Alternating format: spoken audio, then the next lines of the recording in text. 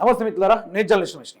మన ముఖ్యమంత్రి రేవంత్ రెడ్డి గారి యొక్క వైఖరిని చూసి కాంగ్రెస్ పార్టీలో ఉన్న ప్రజెంట్గా ఎవరైతే మన నియోజకవర్గాన్ని పరిపాలిస్తున్న కాంగ్రెస్ ఎమ్మెల్యేలు ఉన్నారో ఆ కొందరు ఎమ్మెల్యేలు బీఆర్ఎస్ పార్టీలో చేరే అవకాశం ఉందని నిన్న రాజగోపాల్ రెడ్డి గారు సీక్రెట్ డిన్నర్ పెట్టడంతో ఈ యొక్క వాతావరణం కాస్త ఆ చర్చ కాస్త బీభత్సంగా మారిపోవడం జరిగింది. నిజంగా 9 మంది ఎమ్మెల్యేలు ఎవరు, ఎందుకని కాంగ్రెస్ పార్టీ వీడిపోయి బీఆర్ఎస్ పార్టీలో చేరాలనుకుంటున్నారంటే కాంగ్రెస్ పార్టీ వైఖరి 2.5 సంవత్సరాల నుంచి కాంగ్రెస్ పార్టీ గెలిచి 64 సీట్లు గెలిచినా బీఆర్ఎస్ పార్టీ 39 సీట్లను కైవసం చేసుకున్నా కూడా కాంగ్రెస్ పార్టీలో తృప్తి లేక ఉందపోయింది.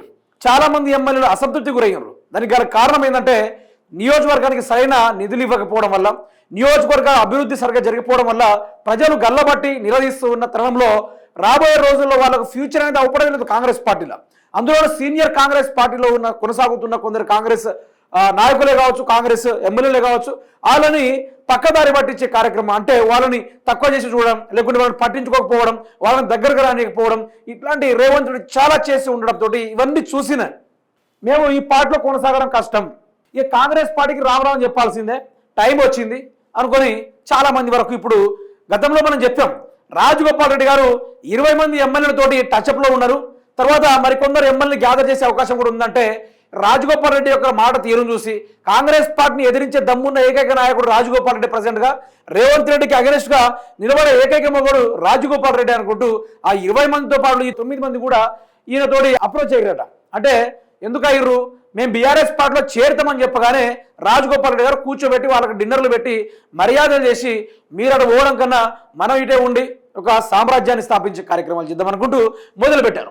అయితే ఇదే కాంగ్రెస్ పార్టీ, కాంగ్రెస్ ఎమ్మెల్యేలు బీఆర్ఎస్లో జాయిన్ అవుతున్నారు. అసలు కొత్తగా ఫైట్ చేసింది ఎవరు, రాజగోపాల్ రెడ్డి గారు. తర్వాత ఎవరు దేనికోసం ఫైట్ చేశారు, జస్ట్ ఒక మినిస్టర్ పదవి ఇవ్వలేదని, ఒక్క మినిస్టర్ పదవి ఇవ్వలేదని ఈయన కొట్లాడ మొదలుపెట్టిండు. తర్వాత జీవన్ రెడ్డి కూడా ఇతని ఏరియాలో బీఆర్ఎస్ పార్టీ ఎమ్మెల్యే సంజయ్ గారు కూడా కాంగ్రెస్ పార్టీలో వచ్చి పెత్తనం చలాయిస్తూ ఉంటే జీవన్ రెడ్డి గారు కూడా నేను ఈ పార్టీలో కొనసాగడం కష్టం కూడా ఇటీవల చెప్పడం కూడా జరిగింది. అయితే రాజగోపాల్ రెడ్డి స్టార్టింగ్లో ఏం చేశారంటే ఈ మంత్రి పదవి రాలేదని, జస్ట్ ఈ మంత్రి పదవి రాలేదని ఈయన ఏం చేశారు, మొదలు 20 మంది ఎమ్మెల్యేలతోటి టచ్లోకి వెళ్ళిండు. 20 మంది ఎమ్మెల్యేలతోటి ఎట్లా చేశారో కాంగ్రెస్ పార్టీలో పూర్తి స్థాయిలో చీల్ చేయాలి, రేవంత్ రెడ్డి ప్రభుత్వాన్ని కుప్పకూల్చారు, రేవంత్ రెడ్డి సీఎం నుంచి దింపేయాలన్నట్టుగా ఆయన మొదటి నుంచి కంకణం కట్టుకున్నాడు. ఇప్పుడు మళ్ళీ ఏమైంది, ప్లస్ 9 మంది వీళ్ళు బీఆర్ఎస్లో చేరదామని రెడీగా ఉండే. అయితే రాజగోపాల్ రెడ్డి గారు ఏం చేశారు, ఫోన్ చేసి మీరు అక్కడ దాకా చేసేందుకు మనమే అందరం కలిస్తే మొత్తం 29 ప్లస్ నాతో ఒకటి 30 అవుతున్నాయి కదా, మనమే సామ్రాజ్యాన్ని స్థాపిద్దాం, మనమే ఇంకొందరిని తీసుకునే కార్యక్రమాలు చేస్తే మనమే ముఖ్యమంత్రి అయిపోతాం, ఇంకో 5 తీసుకుందాం అనుకుంటూ ఇంకొక 5 మందిని తీసుకుంటే ఖతం, రాజగోపాల్ రెడ్డి సీఎం, మిగతా వాళ్ళు మీ అందరికీ మంత్రి పదవులు ఇచ్చేస్తారు అనుకుంటూ వాళ్ళతోటి మాట్లాడడం జరిగింది. అంతగానో ఏమొచ్చింది మరి, మన నాయకుడు 3 రంగుల మొగోడు, ఆ నల్లమల్ల పులి, అడవి జంగావుల్ని మాట్లాడుకునే ఈ బ్యాచ్ కాంగ్రెస్ వాళ్ళంతా మరి ఈ రోజు ఎందుకని వెళ్ళిపోతున్నారు తెలుసా, రేవంత్ రెడ్డి యొక్క ఈ యొక్క వ్యవహారం చూడలేక 2.5 సంవత్సరాలు రేవంత్ రెడ్డి ఆ యొక్క నియోజకవర్గాలు ₹1 కూడా ఇవ్వలేదు. ₹1 ఎక్కడ చూసినా కూడా కబ్జాలు. రేవంత్ రెడ్డి ఎక్కడ చూసినా కబ్జాలు, ఆయన సంపాదించుకున్నాడు, హైడ్రా పేరుతో ఇల్లు కూర్చుడు. దీనివల్ల ఏమవుతుందంటే నియోజకవర్గాలు రాబోయే రోజుల్లో భవిష్యత్తు వాళ్ళకి అప్పడతారు. ఇప్పుడు నాయకుడు అనేటోడు మంచిగా పరిపాలిస్తేనే కదా ప్రజలు చూసుకునేదైనా చేసుకునేదైనా ఏదానికైనా ఓట్లైనా దానికి ఏం కావాలా, మంచితనం అనేది ఉండాలా. ఈరోజు కాంగ్రెస్ పార్టీలు ఎక్కడికి వెళ్ళినా ఏ నిలదీస్తూ ఉన్నారు, ఈ యొక్క 6 గ్యారంటీల గురించి అడుగుతూ ఉన్నారు. ఎవరు, రాష్ట్ర ప్రజలందరూ గల్లా పట్టుకొని అడుగుతూ ఉన్నారు. ఈరోజు ఎమ్మెల్యేలు చూడట్లేదు, ఎవరిని చూడట్లేదు, అడుగుడు ఒక్కడే మొదలుపెట్టారు. మా గ్యారంటీలు మాకెక్కడ, మా పైసలు మాకెక్కడ, రైతు బంధు ఎక్కడ, కూలి పైసలు ఎక్కడ, కూలి రైతుల పైసలు ఎక్కడ, కౌలు రైతుల పైసలు ఎక్కడ, జాబ్ నోటిఫికేషన్ ఎక్కడ, ఈరోజు ఆటో డ్రైవర్లకు 4.5 కోట్ల ప్రజల సమస్యల పరిష్కారం ఎక్కడ అనుకుంటూ గల్లబట్టి అడుగుతూ ఉన్నారు.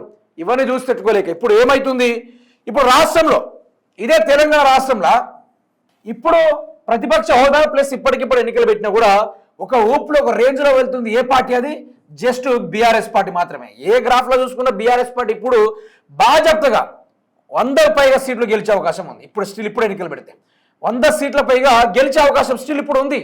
ఎందుకంటే బీఆర్ఎస్ పార్టీ ఎక్కడ సమస్యలు ఏర్పడినా వాలిపోతా ఉన్నారు. ప్రజలకు సమస్యకు మీకు మనోధైర్యాన్ని ఇవ్వడానికి, లేకుంటే ఆర్థికంగా ఆదుకోవడానికి బీఆర్ఎస్ పార్టీ నుంచి ఇటు ఒకవైపు కేటీఆర్ గారు, అదేవిధంగా అటువైపు నుంచి హరీష్ రావు గారు బ్రహ్మాండంగా వాళ్ళు ఆ ప్రజల్లోకి వెళ్ళిపోతూ ఉన్నారు. వెళ్ళిపోయి ఆ యొక్క గ్రాఫ్ను చూస్తూ ఉంటే బీఆర్ఎస్ పార్టీ రోజు రోజుకి అమాంతం పెరిగిపోయి ఆకాశానికి చేరుకునే అవకాశం ఉంది.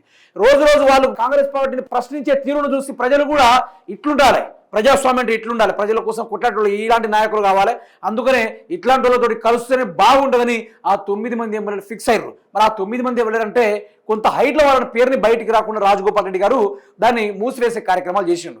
మరి మొత్తం వీళ్ళు 30 మంది ఏర్పడి ప్రభుత్వాన్ని కూల్చే పరిస్థితి ఉందా? అసలు ఏం జరుగుతూ ఉందంటే రేవంత్ రెడ్డి ప్రభుత్వాన్ని ఒకవేళ బై మిస్టేక్లో కానీ రేవంత్ రెడ్డి గారిని ఒకవేళ మినిస్టర్ పదవి ఇవ్వకుంటే రాజగోపాల్ రెడ్డికి ఆయన అన్నంత పనే చేస్తారు, కాంగ్రెస్ పార్టీని కూల్చేస్తారు. ఇంకెన్ని రోజులను చూడాలి? ఆ 10 ఏళ్ల పాటు నేను ప్లీజ్ నాకు ఒక్క ఓటు వేయండి, ఒక్కసారి అవకాశం ఇవ్వండి. రేవంత్ రెడ్డి కాళ్ళలో ఒకటి పొడి తక్కువ, మిగతాది అన్ని చేసేసిండు, బతిమ్లాడ్డు చేసే కార్యక్రమం అన్ని చేసిండు. అయినా కూడా ప్రజలు నమ్మడానికి సిద్ధంగా లేరు. రాజగోపాల్ రెడ్డి పదే నీకే సీఎం ఇస్తే మరి మిగతా వాళ్ళని గడిపీకరికి ఉన్నామా అనుకుంటూ ఆయన నోటి మీదనే చెప్పడం కూడా జరిగింది. ఇప్పుడు మీరే చెప్పండి, రేవంత్ రెడ్డి పరిపాలన ఏ విధంగా ఉంది? రేవంత్ రెడ్డి అనే మనిషి ప్రజలను పరిపాలించే దిశలో మంచి చేస్తున్నాడా, చెడు చేస్తూ ఉన్నాడా? మీ అభిప్రాయాన్ని కామెంట్ రూపంలో తెలపండి. కాంగ్రెస్ ప్రభుత్వానికి వైఖరిని మీ యొక్క అభిప్రాయాన్ని తెలిపే కార్యక్రమాలు చేయండి. ఎందుకంటే రేవంత్ రెడ్డి అరాచకాలు సృష్టిస్తుంది తప్ప మొత్తం డెమాలిష్ చేస్తున్నాడు తప్ప ఎక్కడ కన్స్ట్రక్షన్ చేస్తలేడు. కేసీఆర్ గారు కన్స్ట్రక్టివ్ చేసిండు, కానీ రేవంత్ రెడ్డి గారు డెమాలిషన్ చేసుకుంటూ పోతా ఉన్నాడు తప్ప అభివృద్ధి నిల్లైపోయింది. రాష్ట్రం దివాళా తీసే కార్యక్రమం దగ్గర దాకా వచ్చింది.